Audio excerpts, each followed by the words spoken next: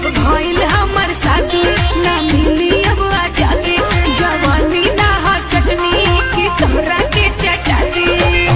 ओ फते बियाह तू तो भूल गइलू मिलते वाला हमके भूल गइलू हमरा के कहे तू बता देलू गजब कइला पिया तू पटा जाइबो खाइबो में हरी के हाथ का कोटा जाइबो राजा और हैंडसम राजा खुलल दरवाजा बादल में समा जा अरे कमर के झटका मारे मारे के बिजली गिरी देखा पागल बनई बेकार पतर की पागल बनई बेका तोरा देह में चुमुक लागल छुआ के पागल बनई बेका तोरा उठवा के उठा लाली हो जाने मारेला कान वाली हो दिल जतल रोए के बतिया में जानी हो या नानी चल हट जा जा रे तू क्या दिल लगाएगा हंस मत पागली हंस मत पागली रे प्यार हो जाएगा तेरा दिल भी रंजितवा का फैन हो जाएगा काहो ना हो नए दादा ना हो ऐसे ज्यादा ना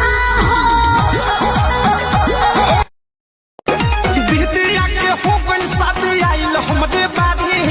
हटा के कडिले तनी सुनो ये माता दी दुल्हा चाही सारा कादी दुल्हा चाही लेबू का तू जाने घुमतारू हो पेहन कहीं खोल के बढ़ता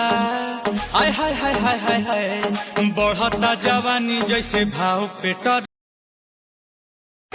गोरे गोरे काल वाली रतम जस बाल वाली छौरी ई बड़ा जबरदस्त लगे रे हिरनी जैसन चाल एकर रूप बाटे माल एकर देखो ना माल बड़ी मस्त लगे सुनी ना जन सावन महीना चढ़ गइल मोरा घरवा से मनवा ऊपर गइल बोल मिले के कहिया डेट होई बोलो कहिया ले हमरा के टच करेगा हाँ टच करेगा ओ बड़ा डेंजर लगा है चारू पाई पलाई मुझो मौज करेगा भौजी रोवत बारू रात भर ऐसे घुरी के बाहे देवरू टोटल कोमरिया कोइली रोपनिया ने हुर के बाहे कब फोन करी हा बात होई अब ना अकेले मुलाकात होई जब जब देखबू याद करबू तेरे हम ऐसन चिन्हा हमरा जैसन के कमरिया लूटे तलहरिया करे तो मूड तरो ताजा हो